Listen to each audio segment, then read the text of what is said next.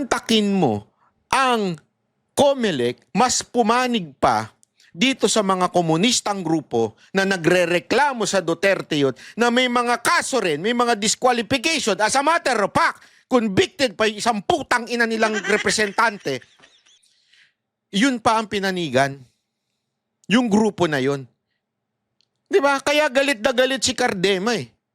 Eto kaming pinagkatiwalaan ng mga pulis, ng mga sundalo, at kami pa ang gagawin ninyong tatanggalin ninyo bilang party list at hindi ninyo ipoproklama habang ang pinakinggan ninyo ay yung mga komunista kalaban ng ating gobyerno na may kaso mula sa ating gobyerno. It was a bad idea. Bad idea. Na yung abogado ng Pangulo nako, ang i-appoint bilang chairman ng COMELEC. Bakit? nako. Bakit? Nako, napaano tuloy si Atty. Topacio? Because we lawyers, alam ni Attorney Harold yan, we are bound by a certain set of principles, one of which is conflict of interest. Nako, ano ba ibig sabihin? You cannot go against a client Ah? even after the lawyer-client relationship has ended. Nako, yun. And that's the bedrock principle. Sagrado po sa mga abogado yan. E paano si George Garcia? He was very active as an election lawyer. Nako, Ang dami niya naging kliyente, not only the Nako! president. How is he going to deal with the situation when a former client goes before the Commission on Elections, which he heads? nako, ito. Pag-usapan natin to mga kababayan. Matinding usapin po ito ha. Bakit kanyo? Kasi simpleng-simple lamang po eh. Ang mga abogado, ika nga, sabi nga ni Topacio, meron kaming nakikisali ko. Oh, sige na nga. Meron kaming code of ethics. Na halimbawa, ako, kunwari lamang po ito ha. Kunwari ako isang abogado. Kinuha ako ni Boss Dada bilang abogado niya sa kasong overeating. Kari inaksahan siya ng gluttony. So, para may pagtanggol ko siya sa kasong gluttony, wala namang kasong ganun ha. Biro-biro lang po ito. Hinire niya ako bilang abogado niya. So, kinuwento niya sa akin yung mga sagradong secret, ika nga, to defend his being gluttony. His being matakaw. Yeah? So, binigay niya sa akin kasi ganito yan, banat ba eh. Pagka ako, na kumakain ako. So, alam ko lahat yung dahilan kung bakit po siya naging matakaw. So, yung palusot niya kung bakit siya naging matakaw. Halimbawa, diba, ganyan. Tapos, tapos na yung kaso. Dahil ako'y napakagaling na abogado, ay naipanalo ko yung kaso at hindi na po siya nahatulan ng guilty bilang isang sobrang takaw.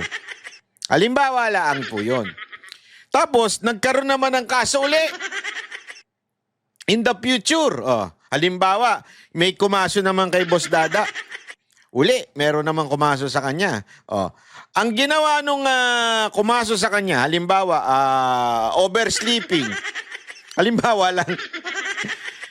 Ang kinuhang abogado, ako. Bakit? Kasi siguro alam niya yung sikreto ni Boss Dada. Alam ko yung sikreto ni Boss Dada. So, para manalo siya, halimbawa, si J. Guevara yung nagdemanda kay Boss Dada, para panalo niya yung kaso, kinuha niya akong abogado. Pero ika nga, sabi nga ni Atty. Topacio, hindi pwede yung gayon. Ibig sabihin, mga kababayan, Code of Ethics yun, meron silang sagradong sinusundan na, sandali, dati kang abogado eh. Hindi ka pwedeng kunin na laban sa'yo in the future. Diba? I mean, kung ikaw naman may delikadesa, kung ikaw naman dapat hindi mo tanggapin nyo bilang isang abogado. Sandali, dati kong kliyente ito. Gusto nyo usigin ko ngayon itong kliyente ko? May mga tarantado pala kayo eh. Diba? Ganun. Halimbawa lamang po. Ganun yung sinasabi ni Atty. Topacio pagdating po kay COMELEC chairman, ayan na, ito malinaw. Si COMELEC chairman po ay sabi nga ni Atty. Topacio, siya po ay naging abogado ng mga politiko patungkol sa mga issue ng eleksyon. At kasama na po daw diyan ay walang iba kundi ang presidente na si Marcos, the Junior. Kasama siyang abogado. Anong problema nung Banat Bay? Siya naman na nag-appoint doon bilang COMELEC chairman. Di ba? Pwede mo sabihin ganun. Naturalmente, kung saan may tiwala yung presidente, abay, syempre magaling na abogado ito, kaya nga siya kinuha noon eh.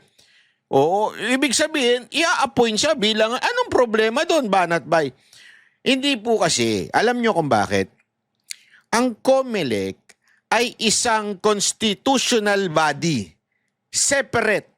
Alam nyo po ba na hindi kayang tanggalin ng presidente yung COMELEC chairman? Hindi. Sila po ay may fixed term. Kaya nga po sila impeachable. That's the only way for them to be removed. Ano ibig sabihin? Para din po yung ombudsman. Diba? Yung sa ombudsman, ang nag-a-appoint talaga dyan ay yung presidente. Pag inabutan ng retirement, halimbawa, magre-retire na yung ombudsman natin ngayon, ang mag-a-appoint po susunod ng ombudsman, presidente. Pero pag in-appoint na po yan, may fixed term yan. Yung susunod na pangulo, hindi niya pwedeng galawin yung ombudsman. Pareho din po niyang COMELEC chairman. Hindi niya pwede, yung susunod na pangulo, hindi pwedeng palitan. Eto, hanggang matapos ang kanyang termino. Bakit ganon?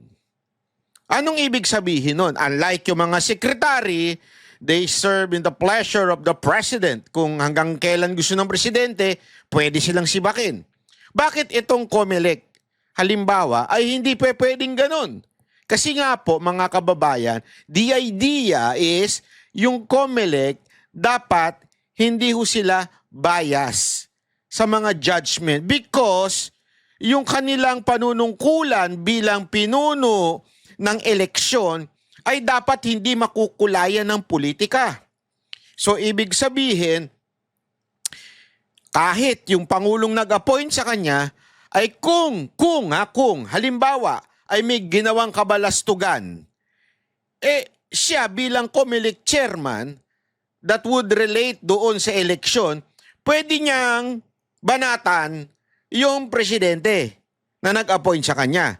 Kasi nga, hindi siya kayang tanggalin. Ganyan din po ang mga justices eh. Ang presidente namimili pag mag-retire may mga justices. But fix yung term nila. Once they were appointed, hindi na sila pwedeng tanggalin hanggang mag-retire sila.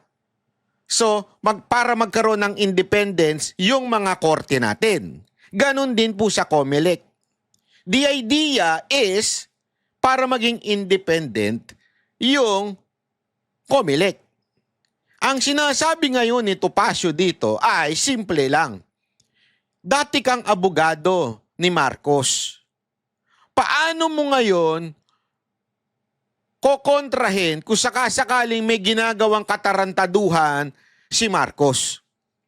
Kaya it will be a conflict of interest kung sakasakaling merong gawing pandaraya kuno ang Marcos administration. Bakit? Dati mo kasi silang client. Naintindihan nyo? Yan yung sinasabi ni Atty. Topacio na parang tila walang delikadesa etong si COMELEC chairman. Dapat, in the first place, tinanggihan niya nung una. Kasi ngayon, nakukulayan siya ng kung ano-ano. Bakit? Number one, iba yung sinabi niya before the election at pagpapaliwanag niya na mga dapat gawin pero hindi ginawa ng COMELEC. Pinakita na natin yan sa isang video natin. Sa katunayan, kahit po yung mga independent watchdog, nagsabing gano'n, nagtataka sila bakit late ang transmission. Hindi yon ang sinabi ni Chairman George Garcia. Number one yun. Second, yung mga overvotes. That overvotes can already, yung tinanggal kasi overvotes, ibig sabihin ng overvotes hindi sobra. Overvotes meaning, sa sobrang may 17 million na kinancel. 17 million ng overvotes. Last time, 1 million lang. Plus. This time, 17 million. In other words, dahil sa sobra daw yung ibinoto, kinancel. Ilan ang amount nun? 17 million. That 17 million, kaya na magpanalo at magtanggal doon sa 12. Second discrepancy. Una, yung sinabi ko sa inyo, di ba? Na iba yung sinabi sa ginawa. Pangalawa, etong 17 million na overvotes. Pangatlo, ay yung mga nanalo na hindi pinoproclaim. Nakita na po natin yan. Si BH, party list, etong si, tawag dito, etong party list na Duterte Youth, na kung saan ay binoto ng karamihan ng pulis at sundalo. And sad to say, Philippine Earth, mantakin mo, yung binoto ng pulis at militar na party list, which is Duterte Youth, na mga representante nila ay PM Mayor at PNP-A. Yung representante nila, mga kababayan, mga uniform personnel. At alam nyo kung sino ang kinonsider ng COMELEC para hindi iproklama sila. Sino? Etong mga komunistang grupo. Mantakin mo, ang COMELEC mas pumanig pa dito sa mga komunistang grupo na nagrereklamo sa Duterte Youth na may mga kaso rin, may mga disqualification. As a matter of fact, convicted pa yung isang putang ina nilang representante. Yun pa ang pinanigan. Yung grupo na yun. Di ba? Kaya galit na galit si Cardema eh. Eto kaming pinagkatiwalaan ng mga pulis, ng mga sundalo, at kami pa ang gagawin ninyong tatanggalin ninyo bilang party list. At hindi ninyo ipoproklama. Habang ang pinakinggan ninyo ay yung mga komunista kalaban ng ating gobyerno na may kaso mula sa ating gobyerno dahil sa kanilang mga maling gawain. As a matter of fact, yung isa convicted, putang inang yan, lintik. Kaya nakakagalit eh. Di ba po, eto sorry to say pero nakakagalit na nangyayari sa Pilipinas. Mantakin mo, mas pinanigan pa yung mga yun. Tapos, ito na nga yung sinasabi ni Topacio, mga kababayan. Ito na yung sinasabi ni Topacio na conflict of interest kasi. Anong ibig sabihin niya? What if? What if lang? Hindi naman po niya sinabing ito. Alleged lang. Halimbawa lang. Kung sakasakali lang. Na inutusan siya ng presidente. Since he is a client before, therefore, hindi niya pwedeng kontrahin. Kasi kaibigan niya, kliyente niya dati. O, di ba? Dati kitang abogado eh. O, halimbawa, abogado ko si Topacio. Naging presidente ko. Ilalagay ko siya sa isang independent body. Halimbawa, gawin ko siyang COMELEC chairman. Di ba? Ang sagwa nun, magkaibigan kami. Tapos dayain ko yung, halimbawa lang, dayain ko yung eleksyon. Anak ng weteng.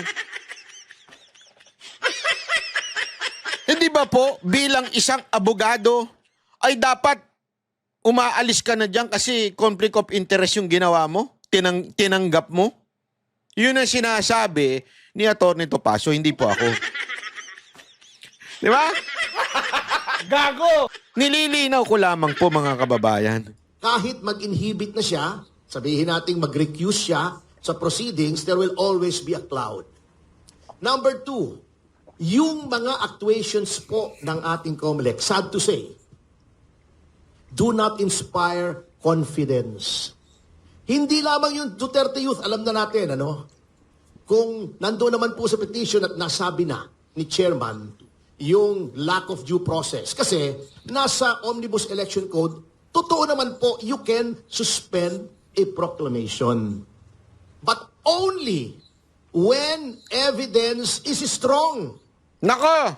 Pag sinabi mong suspended ang proclamation, when evidence of guilt is strong, you have to state the law violated and the facts Oh, that led you to conclude that evidence of guilt is strong. ayun. That is an integral part of the due process clause of the Constitution.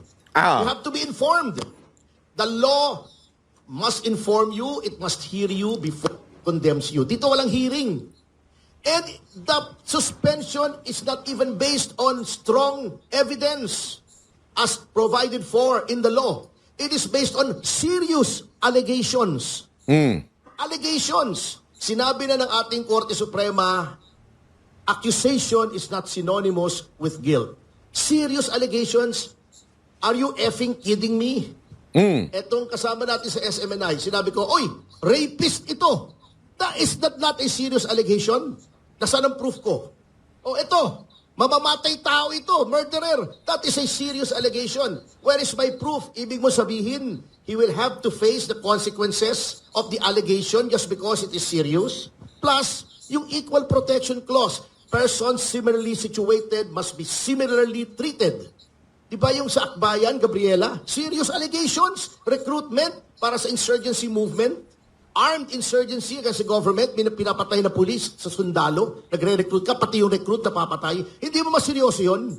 O bakit hindi suspend? The allegations are serious and the allegations were made by agencies of the government such as the NTF, LCAC, and the Office of the Solicitor General. Di ba maseryoso yun? Suspend mo rin. Di ba?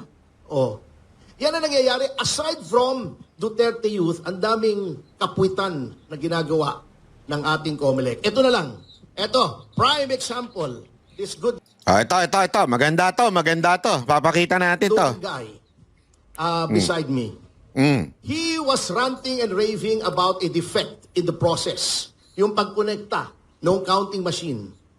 Anong ginawa? Instead of addressing the concern, pinagdidimanda. Yung ba attitude ng COMELEC? Kinasuhan, pinadidisbar, pinatatanggal as a certified public accountant. O, pinapadisqualify pa. Pero, yung sinasabi niyang problema na dapat huwag i-connecta, sinunod ng COMELEC. Di ba? Grabe yun, ano. Actually, yan ang nakakapagtaka. Alam mo, sa totoo lang kasi itong Vice Mayor, medyo parang may sapak lang ng konti eh. Yung malalo na yun na ganun-ganun siya ng coke. Medyo, pero may punto siya eh. Talaga may punto siya lagi. Halimbawa na lang doon sa sinasabi niyang wag bubuksan ang internet o ikakabit sa internet yung machine hanggang hindi pa nagtatransmit. 'Di ba? Wag. Bakit? Kasi nga maaring i-hack. Ang ginawa ng COMELEC, kinasuhan ito. Kinasuhan to ng fake news eh. False news. Meron tayo na kasing ganyang batas eh. Ewan ko ba dito sa TRICOM eh. May batas na tayo dyan. So kinasuhan ng COMELEC. Dahil doon, hindi siya pinoproklama ngayon. Pero, ito sinasabi nga ni Topacio, simple lang. Sinunod naman nila yung sinabi ni attorney. Si attorney Maligalig. Maligalig kasi itong abogado nito. Pero magaling to, pero maligalig lang. Si attorney Maligalig, talagang kinasuhan. Pero sinunod nila yung sinabi ni attorney Maligalig. Kaya nga sinasabi, sandali, akala ko ba fake news? Pero ba't yung sinunod? Yung sinabi ni attorney Maligalig. Sinunod! O anong problema mo, Mr. Garcia? Susundin mo, ba't dinimanda mo? Tama naman pala. That tama. is an explicit admission that he was right. Why is he facing charges? Why is he facing disqualification based on alleged fake news? O bakit ganon? Ito pa. Yeah. Kita nyo kung anong double standard ng Matindi rin to. So, ayan pa yung mga ebidensya. Kung bakit talaga, naku, medyo nakakayanig. Nakakayanig po yung pinagsasabi po nitong ah, ah, George Comelec Chairman, di ba? Si Comelec Chairman George Garcia. Sa Negros Oriental, si Janice Negamo, sapagkat kaalyado ng gobyerno, di ba? Saan ka nakakita? Iniimbestigahan ng Department of Justice yung murder ng asawa. Dapat quasi-judicial yung stand ng DOJ pag preliminary investigation. Iimbitahin mo sa party sa Malacanang yung widow, kasama yung presidente. Ang presidente, alter ego niya yung DOJ. O, paano mong papafine si Tebes na walang probable cause? Nakikihalubilo ka doon sa complainant. Etong, Tindi niyan. Di ba? Yan yung kaso dati, di ba, ni Governor, yung tungkol kay Digamo.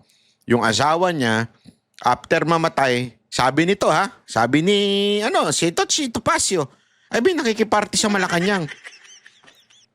Tapos nandun din yung, naturalmente, nandun yung presidente, nasa Malacanang ang presidente may hawak sa DOJ. So definitely, magkakaroon nga naman ng probable cause. Ala naman, si Digamo tsaka si presidente, close. Nagpa-party sila. Tapos kukontrahin ngayon ng DOJ si Digamo. Sasabihin niya walang probable cause. Wag na natin dismiss yan. Hindi niya pwede i-dismiss yun. Siyempre, ni Digamo, dismiss. Party nga ako with the president to party ko. Nakiki-A siya. O, di ba?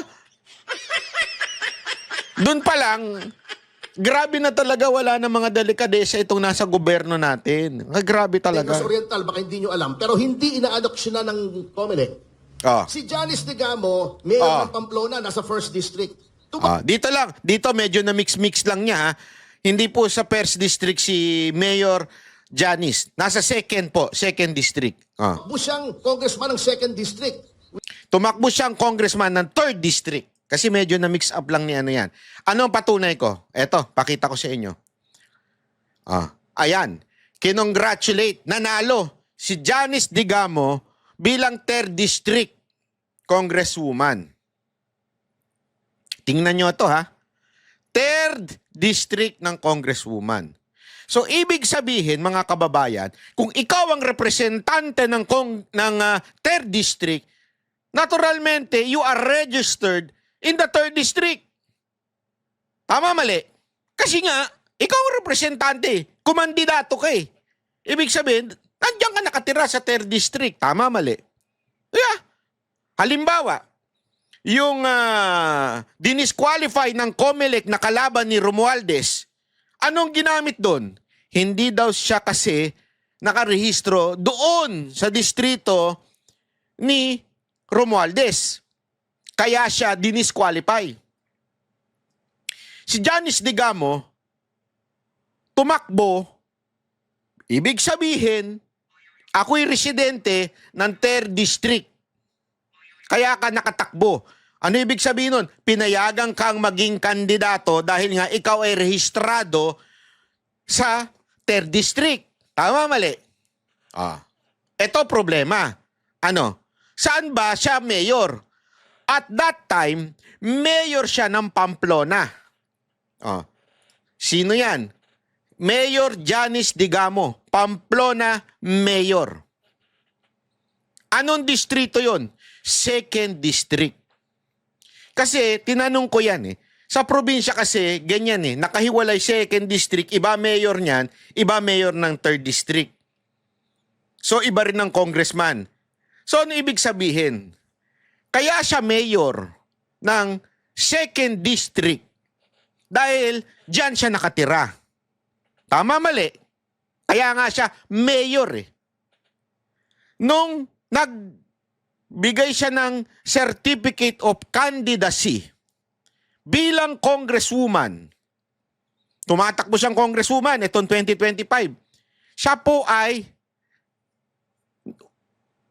nagbigay ng candidacy niya bilang representante ng 3rd District. So sinabi niya doon na siya ay 3rd District nakatira. Kung 3rd district ka pala nakatira, bakit ka mayor ng 2nd district? Hindi pwede yun. Parang sinabi mo, Manila, Caloocan, mayor ako ng Maynila. Halimbawa, si Hani Lacuna, mayor siya ng Maynila. Bigla siya nagpasa ng, magko-congresswoman ako ng Caloocan. Anong problema doon? Sandali, siya ka baka talaga nakatira? Sa Manila o sa Caloocan? Bakit ka nagpasa ng iyong candidacy sa Caloocan? Ganun kasi ang senaryo nito. So sinasabi ngayon, abay sablay ito mga kababayan. Ito'y lantarang katarantaduhan na nagtataka nga si Topacio, bakit hindi inaksyonan?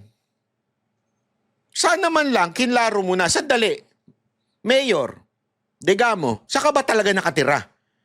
Sa 2nd district o sa 3rd district? Kasi nagbigay ka ng candidacy mo sa 3rd district eh. Ba't ka mayor ng 2nd district? So ibig sabihin, it's either, dalawa lang yan, sablay yung DILG, bakit? Hindi pala siya residente ng 2nd district, bakit siya ang mayor doon? At hindi siya tinatanggal doon?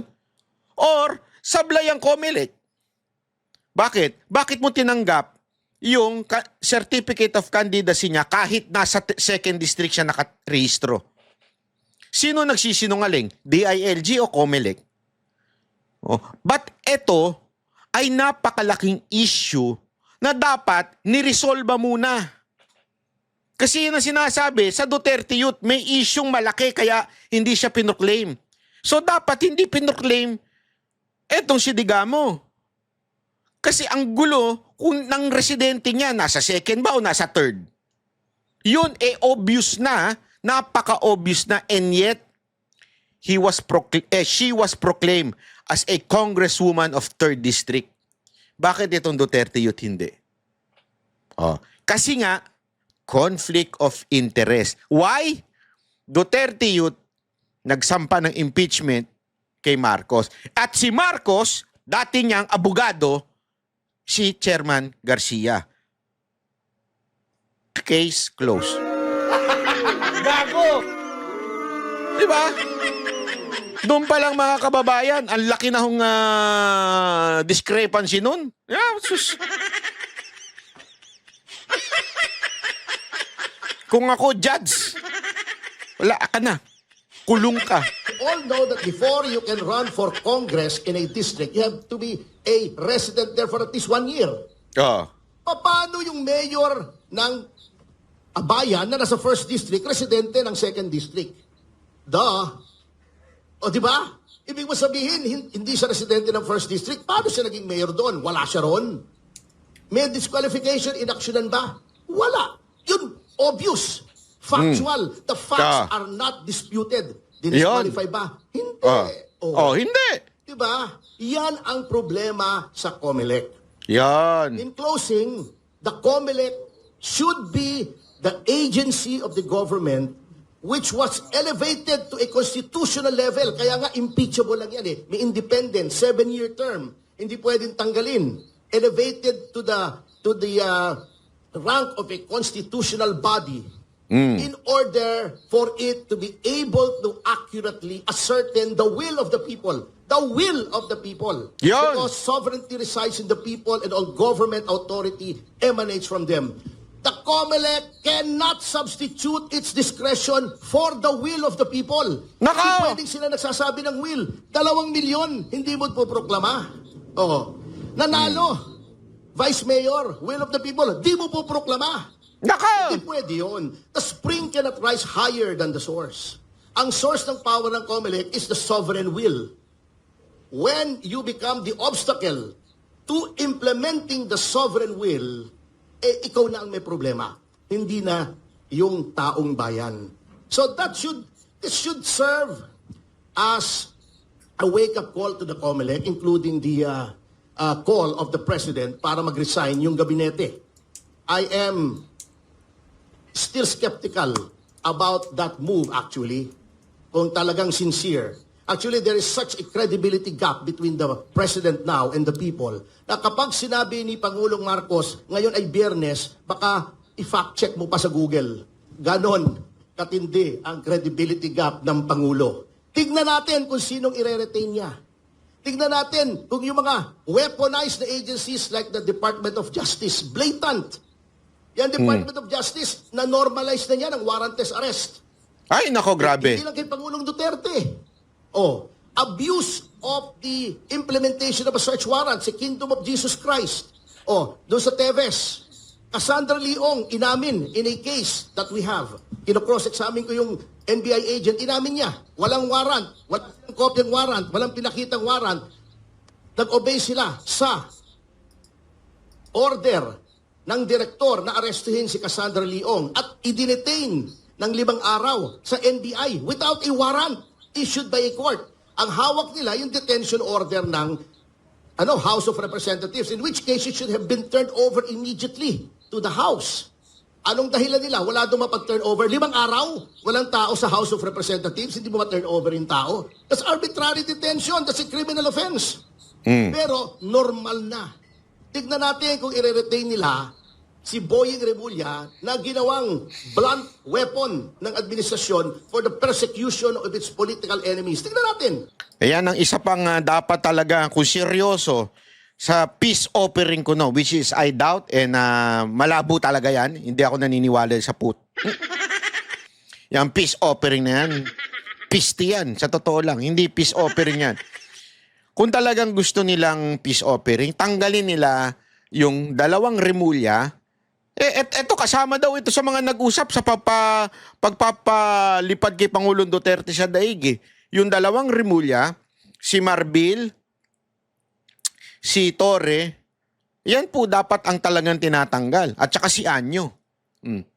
Hindi po sa akin nanggaling yan, ha? Mga kababayan, yan po ay nanggaling mismo sa bibig ni DILG Secretary Remulla. So, sabi niya, kami nag-usap. Sama-sama kaming nag-usap. Kasama si Presidente, ganto. Sa bibig ni Secretary Remulla. So kung seryoso ka talagang dyan sa pistinyawang peace mo, dapat po tanggalin mo yan. Hindi mo na i-retain. Pero malabo. Dahil ako, yung peace offering na yan, yung mga ganyan, yan ay optics lang. Yan po ay panlabas na pagbabago lang. Yan po ay isang malaking katarantaduhan. Yan po ang totoo, mga kababayan. Huwag na natin pagandahin, pero yan po talaga ang tunay na katarantaduhan sa Pilipinas. Lahat na sinasabi ni Marcos ay budol. Gago! Magsabi ka sa akin, sige, hinahamon ko! Hinahamon ko! Lahat ng mga tanso vlogger. Magbigay kayo ng 3 natupad ni Marcos. With concrete evidence, ha? Na natupad niya sa sinabi niya dati at ginawa niya ngayon. Wala. At ako, magsasabi ako sa iyo ng kasinungalingan ni Marcos. Hindi lang 3, marami.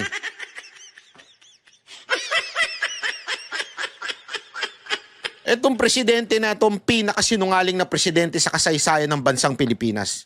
That's the truth. Tanggapin nyo yan. Yan ang pinakasinungaling. Dukdukan ng kasinungalingan itong presidente natin. Ewan ko, presidente nyo pala yan.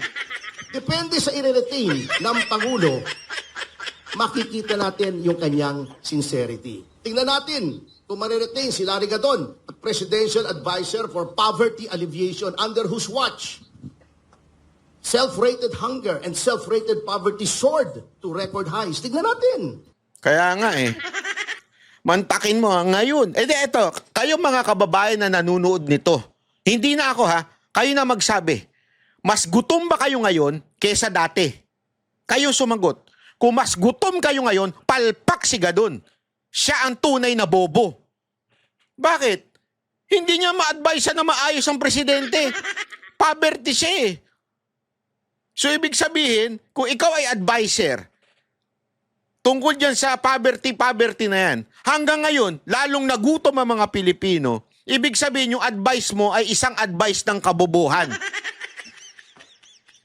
Kasi, ba't kayo nagutom? Kaya nga, hindi ako ang sasagot. Wag na akong sumagot kasi bias ako eh. Sasabihin nyo, bias ako. Hindi, banat bay, bias ka. At saka hindi ka naman mukhang gutom. Akala nyo lang, gutom ako sa pag-ibig. Gago! Hindi, totoo. Oh. Kayo sumagot. Mas lalo ba kayo nagutom nung panahon ni Marcos? O mas gutom kayo nung panahon ni Duterte? Kayo sumagot. Sige nga. Oh.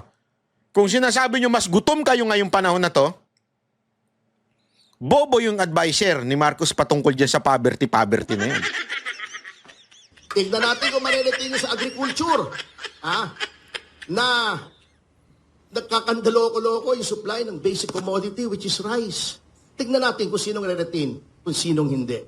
Then, we will pass judgment. At pag hindi pa naayos ng Pangulo ito, eto na naman, baka last opportunity na niya to regain whatever shred of credibility he has left. Whatever prestige the Marcos name has left. Tignan natin kung kakayanin niya. I give him the benefit of the doubt, but I doubt the benefit. Thank you. Ay, grabe doon. Benefit of the doubt ay benefit. Ang bihira. Parang nagulo ako doon Hirap talaga ng mga abogado. Minsan magugulo. Biro lang Grabe no mga kababayan. Talagang malupit po itong pangyayari na ito. No? Dito mo makikita talaga na kaya tuloy, pinagdududahan ng taong bayan. Diba? Pinagdududahan ng taong bayan itong nakaraang eleksyon. Kasi kitang-kita na ho natin kaliwat kanan po yung masasabi nating issue, ika nga. Masasabi nating hindi tama na nangyari. Iba't iba yan. Ilang punto yung pinunto ko sa inyo. Ito yung bagong punto ho ni Topacio. Diba? Dito pa lang, ang dami na hong pinunto ni Topacio.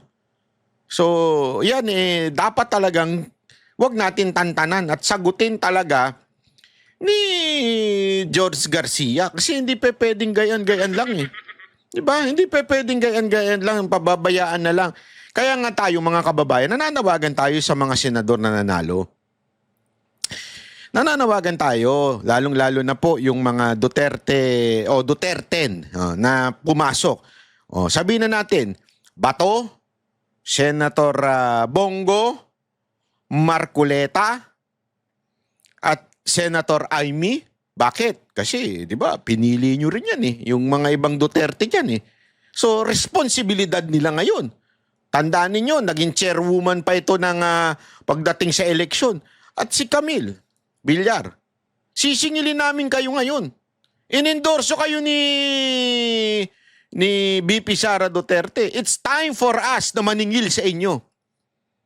Sabi ko nga sa inyo, hindi porket Duterte senator ka, ako sisip-sip sa'yo at mananahimik. Hindi. Kahit kaibigan po natin to si Senator Bongo tsaka si Senator Bato. Kahit nakikilala natin yan, sisingilin ko pa rin kayo bilang isang mamamayan. Alam ninyo na hindi tama ang nangyari sa eleksyon. Alam ninyong merong discrepancy sa nangyari sa eleksyon. Gumalaw kayo. Inaasahan namin kayo. Huwag po kayo manahimik porket nanalo po kayo. Dahil magagalit ang taong bayan sa inyo. Kay Senator Marcoleta, inakusahan mo before si COMELEC chairman ng may offshore account. As a matter of fact, nagsagutan pa nga kayo. I think nagdemanda pa ata to si chairman Garcia. Meron kayong akusasyon. Ngayon ang pagkakataon bilang senador, na dinggin mo kung talaga bagang nagkaroon ng dayaan itong nakaraang eleksyon. Ito ang pagkakataon mong umangat, Senator Marcoleta. As a matter of fact, people voted for you because you were somehow has the yung image ni Senator Miriam Defensor bilang matapang, matalino, at higit sa lahat hindi naiimpluwensyahan Ngayon, ipakita nyo ito, Senator Marcoleta. Kami believe sa inyo. Ako, believe akong personal sa inyo.